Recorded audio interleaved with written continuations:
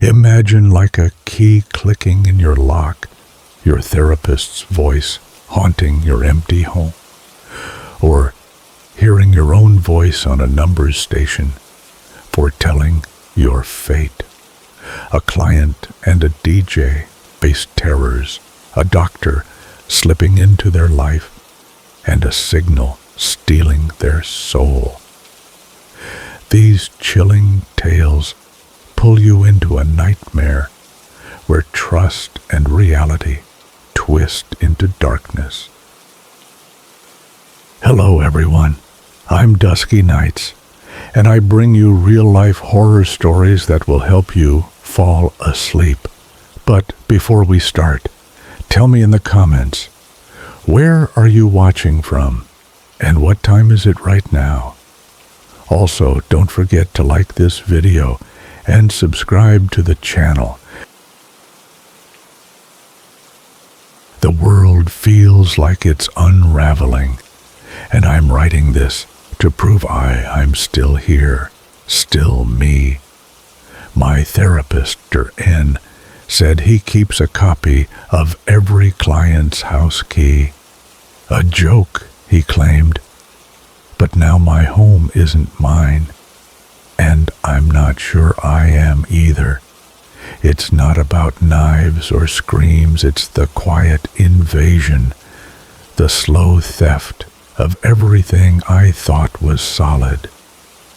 I don't know if this is a warning, a plea, or just a scream into the void, but I need someone to know. He's not done with me, and I hear a key turning in my lock. It started after a bad breakup, when panic attacks and 3 a.m. dread left me raw. A friend swore by Dr. N, calm, sharp, sees right through you. His office was beige, soft, with a ticking clock and a strange herbal smell, like old secrets. Mid-40s, kind eyes, a philosopher's beard. He was everything I needed. His questions hit just right, peeling back layers I'd buried. By session 5, I was spilling things I'd never said aloud. Shame, fears, the shape of my loneliness. He felt safe, a lifeline. That's why it hurts so much to say it. He's not what he seems. Session 14 changed everything. I was opening up about my home invasion fears, checking locks 3 times, sleeping with a flashlight, leaving the hall light on. He smiled, casual, and said, I keep a copy of every client's house key. My stomach dropped. He laughed, just kidding. But the silence after wasn't right. His eyes lingered, watching me too closely. I forced a chuckle, mumbled about locking windows, but he didn't respond, just scribbled in his notebook. First time he'd done that. I should have quit then, walked away, but I stayed, clinging to the progress I thought I'd made. Soon, my apartment started betraying me. Small things, easy to dismiss at first.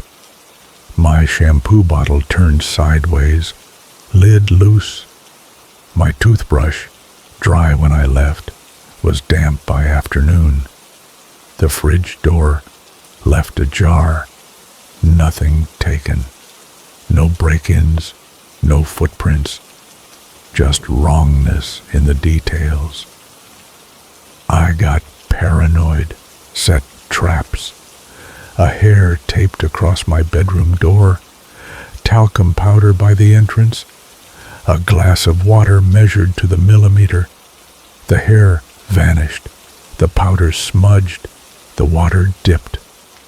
Someone was inside, moving through my life like a ghost. I didn't tell Dr. N, didn't tell anyone. I needed proof.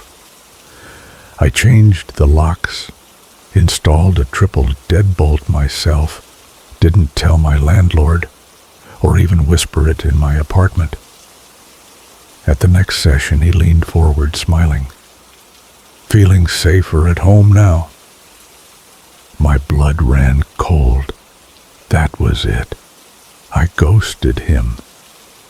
No more appointments, blocked his number, ignored his voicemails. I thought I'd cut him out, but a week later, an email slipped through. Noticed you've been distant, just checking you're safe at home. That phrase again, safe at home, like a taunt. I deleted it, hands shaking, and decided to disappear. I moved to a new suburb, new number, no forwarding address. I told no one, scrubbed my name from online listings, got blackout curtains, a door jammer, taped the peepholes shut. For weeks, it worked. No damp toothbrushes, no shifted blinds. I started to breathe again, to believe I'd escaped. Then yesterday I checked my mailbox. A plain envelope, no stamp, just my new unit number in block letters, a number I'd never shared. Inside a key, my key, the new deadbolt's spare, taped to blank paper, below in neat, tiny script. You forgot to give me your spare. I froze, the key heavy in my hand. How did he know where I lived? How did he get this? I haven't gone to the police. What would I say? My old therapist sent me my own key. They'd ask for proof, and I've got none. They'd dig into my meds, my mental health, and I'd sound unhinged. Maybe that's his plan, to make me doubt myself, to make everyone else doubt me too. Because this isn't therapy. It's something else, something that wants in, not just to my home, but to me. The small things are back. Blinds tilt when I'm not looking. A spoon I never touch sits in the sink, wet. My razor's damp at dawn, though I shaved the night before. Last week, I woke to the closet light on, a door I haven't opened in weeks. I check locks obsessively, but it doesn't help. He's here, or something is, slipping through cracks I can't see. I found a note in my drawer, buried among receipts, a printout of my intake form from a year ago, my signature, my handwriting, but in red pen, new words. Client case, file 042, complete acquisition, progress 92%, do not interrupt cycle. Below, in shaky black ink, my own script, but not mine. I consent. I don't remember writing it, but it's my hand, like I signed it in a trance. I'm unraveling. Therapy was supposed to fix me, but it was a trap, each session a step toward this. His questions weren't healing. They were probes, mapping my mind, my fears. His silences weren't patience. They were tests, seeing how far I'd bend. That joke about the key was no joke.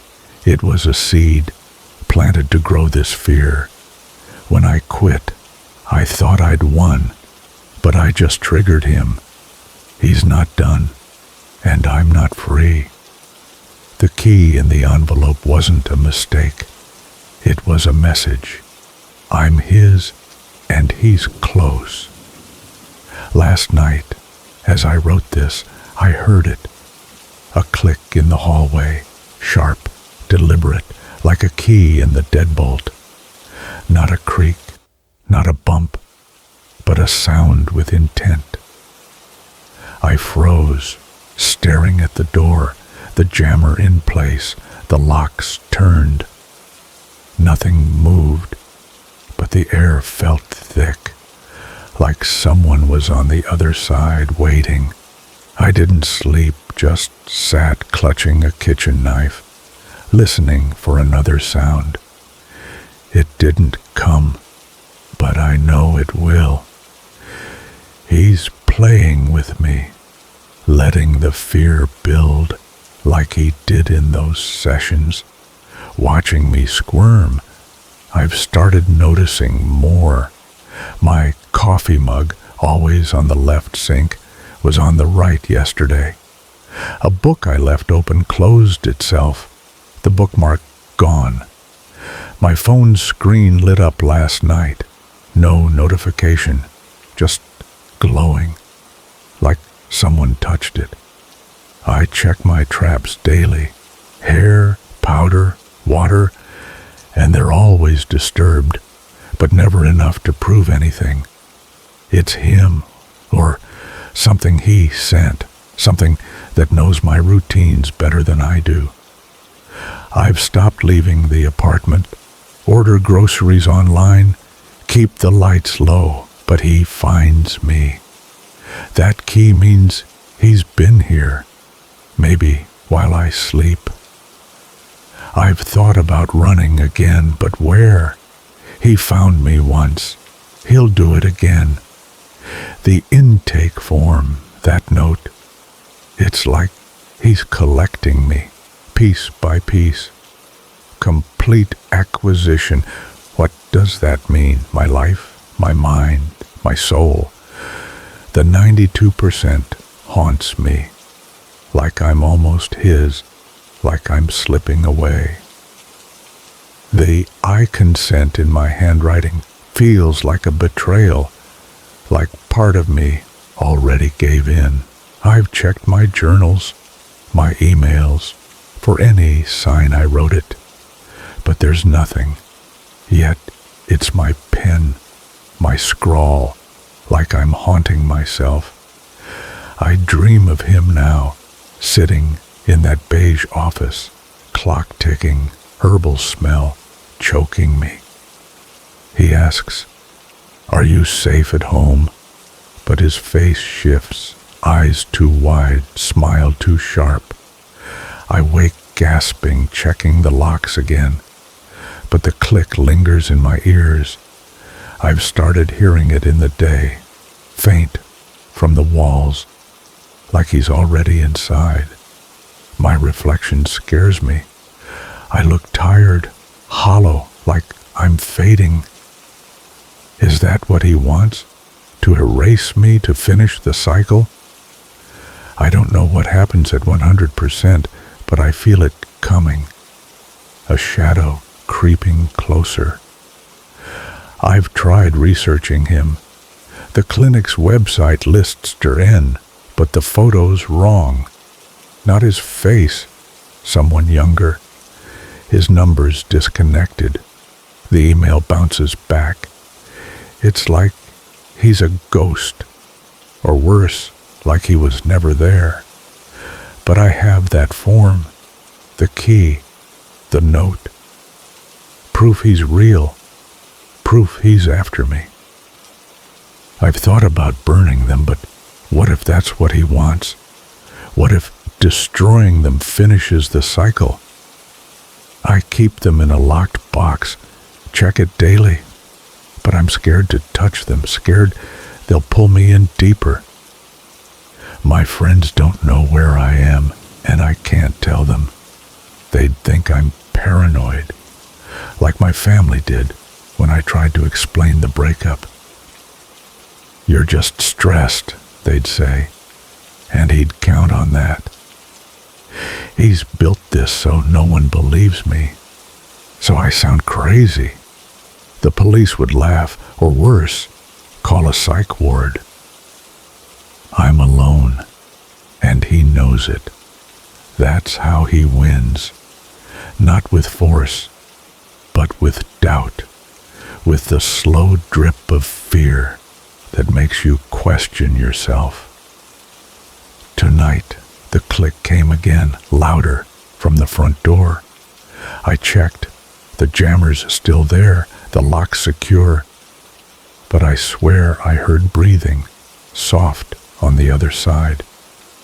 I stood there, knife in hand, until dawn, but nothing moved. I'm exhausted, jumping at shadows, seeing his face in every corner. The spoon was in the sink again this morning, a different one, still wet. My razor's gone now, not in the bathroom, not anywhere. I don't know what he's doing, but it's working. I'm breaking, and he's watching, waiting for the last 8%. I don't know how to stop him. I've thought about facing him, finding him, but where? The clinic? The office that might not exist? I've thought about ending it myself, but what if that's the cycle's end? What if that gives him what he wants?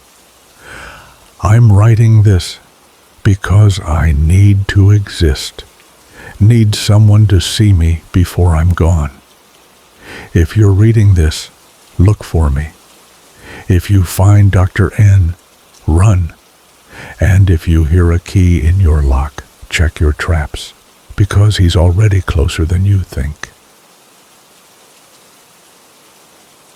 I'm terrified, and I don't know where else to turn. My name's on a broadcast that shouldn't exist, and tapes keep showing up, predicting things that come true. I've found a numbers station, and now it's after me. I'm begging anyone reading this, if you know about these stations, if you've heard the glass frequency, help me. I'm running out of time, and my own voice is telling me I'm next. I worked the graveyard shift at WQRC 98.7, a small FM station in Pennsylvania. It was just me, the control board, and bad coffee. Running automated playlists, logging weather updates, and reading liners every hour. Most nights were quiet, boring even, so I'd mess around with our old Kenwood R5000 shortwave receiver, scanning for weird signals in the static. Numbers stations, those creepy Cold War broadcasts of robotic voices reading random numbers, always fascinated me. They're supposed to be spy stuff, but some say they're darker, and a few have no source. I thought I knew what I was looking for. Then I found Breathe 25 kHz. It was no ordinary station, no call sign, no ID, just a little girl's voice, flat and mechanical, reciting 940170. A pause, then a horrible clicking, wet, uneven, like teeth on glass. Silence followed, but it wasn't empty. It felt alive, like the signal was watching me. My skin crawled, not just from the sound, but from a deep, gut-level wrongness. I recorded it through Adobe Audition, played it back on the studio monitors, and everything went haywire. The Orban processor flickered, the silence monitor tripped, the lights buzzed. I swear I heard breathing behind me, close, like someone stood in the room. I told Mitch, our weekend weather guy and part-time engineer, expecting him to laugh. He did, until I played the recording. His face went white. "I heard that as a kid," he said, voice low, "not on a radio, through my bedroom wall." I brushed it off as a creepy coincidence. But Monday, a package appeared in the station's drop box. No return address, just 6 numbers scrawled on paper, and 4010. Inside was a VHS tape. The footage was grainy, black and white, showing WQRC from across the road. The camera zooming in on me at the board. The timestamp. 3 days from now, 2:37 a.m. In the video, the power cuts out, and I jolt upright, like something pulls me. Then static. We thought it was a prank, some local weirdo messing with us.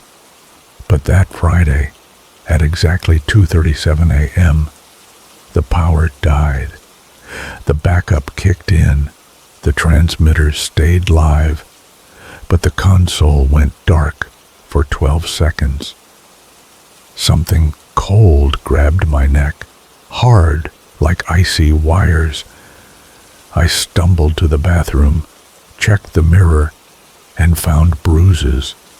5 thin, finger-shaped marks, purple and raw. I hadn't imagined it. Something touched me. Something real. Every Monday another tape arrived, each showing something that hadn't happened yet, and every time it came true. Janelle, our traffic anchor, vanished mid-broadcast, just like her tape predicted. Her car was found idling at a rest stop. No trace of her. Her records, lease, pay stubs, even her Enco logs, were gone, like she'd never existed. I started digging into the numbers from the broadcast, with help from Mitch and some online forums. Some were coordinates, pointing to old military sites or dead towers. One matched our STL dish. Another was my home address. My stomach dropped when I saw that. My safe space now tainted. Then the broadcast changed. The girl's voice was gone.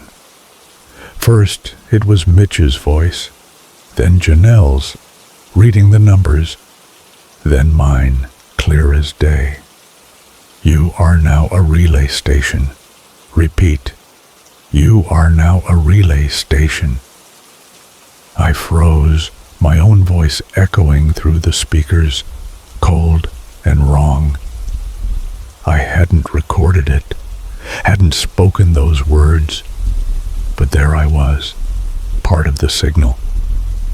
I searched for answers, finding a 1998 Usenet thread about something called the glass frequency, a signal that doesn't just send data, it sends you. The last line chilled me. "If you hear yourself, you are no longer you." WQRC went off air in 2021, blamed on a lightning strike killing our STL path. The FCC called it a silent station. I moved on, got a new job, tried to forget. But I couldn't stop tuning into Mortine 225, streaming it online, hoping for answers. Last night, I heard it again, my voice, slow and deliberate. 001, you are next. It broke me. Hearing yourself say that, knowing something's coming, it's like your soul's been hijacked. I haven't slept, haven't left my apartment. The tapes keep coming, and I'm scared they'll show me next. The first tape was just the start. The second showed Janelle's broadcast, her voice cutting off mid-sentence, the mic swinging like she'd been yanked away. When it happened, I was in the booth, watching her. 1 second she was there, the next, gone. The third tape showed Mitch driving home, his car swerving off the road. A week later, he didn't show up for his shift. His phone's dead, his apartment empty. The fourth tape was my house, filmed from outside, my silhouette in the window. That night my power flickered, and I heard that wet clicking from the broadcast, not on the radio, but in my walls. I've tried to stop it. I smashed the first tape, burned the second, but they keep appearing. On my doorstep, in my mailbox, once inside my locked car. The numbers are clues, but they lead nowhere safe. One set pointed to an abandoned tower an hour away. I drove there, found nothing but rusted metal and a faint hum in the air, like the station was still alive. Another set led to a library archive where I found a book on Cold War signals with a single page marked, "The glass frequency binds the listener to the source." I tore it out, keep it hidden, but it doesn't help. The signal's in me now. My apartment's no sanctuary. Lights flicker when I play the recordings. My coffee mug moves an inch overnight. A knife I left in the sink was on the counter this morning, blade up. I've set traps, tape on doors, flour on the floor, but they're always disturbed, smudged by something I can't see. I don't sleep much. When I do, I dream of the station, the board glowing, my voice looping. You are next. I wake up sweating, checking for bruises, terrified I'll find more. Last week, I found a new mark on my arm, not fingers, but a thin, curved line, like a claw. I've stopped going out. Groceries get delivered. Windows stay locked. But it doesn't matter. Yesterday, a tape arrived inside my fridge, wrapped in plastic, no numbers. Just my name in shaky ink. The footage showed me sleeping, filmed from above my bed. I don't know how it got there, how anything got in. I've checked for cameras, torn apart my apartment, nothing. But I hear the clicking now, not just in dreams, but in the day, from the vents, the walls, like it's circling me. My phone's acting weird, turning on by itself, playing static that sounds like my voice. I tried to trace the signal. I borrowed a friend's shortwave rig, drove to the middle of nowhere, and tuned in. The girl's voice was back, but it knew I was listening. "You cannot hide," it said, then laughed, a sound like breaking glass. I turned it off, but my car radio clicked on. My voice again. "Relay station activated." I sold the car the next day, but I still hear static in my headphones, even when they're unplugged. It's not just a broadcast, it's alive, and it's got me. Mitch's words haunt me. If he heard it as a kid, through walls, what is this thing? Not spies, not code, but something older, something that takes you apart. Janelle's gone, Mitch too, and I'm next. I've thought about running, but where? The tapes find me. The signal follows. I've considered destroying the receiver, but what if that traps me in the cycle? The Usenet post said the glass frequency binds you, makes you part of it. Am I already gone? Just a voice in the static? I'm writing this to stay real, to prove I'm still me. But I'm slipping. My reflection looks wrong. Eyes too wide, face too pale, like I'm fading into the signal. I've found another tape this morning, under my pillow. I haven't watched it, can't bring myself to, but I know it's me, something I haven't done yet. The clicking's louder now, in my closet, under the floor. I've barricaded the door, but it won't help. The broadcast knows my name, my fear, my voice. It's not just listening, it's waiting. If you've heard 2025, if you know the glass frequency, please tell me how to stop it. My email's gone, my phone's compromised, but I'm posting this online, hoping someone sees it. I don't have long. Last night, I tuned in, and it was me again. 0, 0, 1, you are next. The clicking followed, not from the radio, but behind me in the room.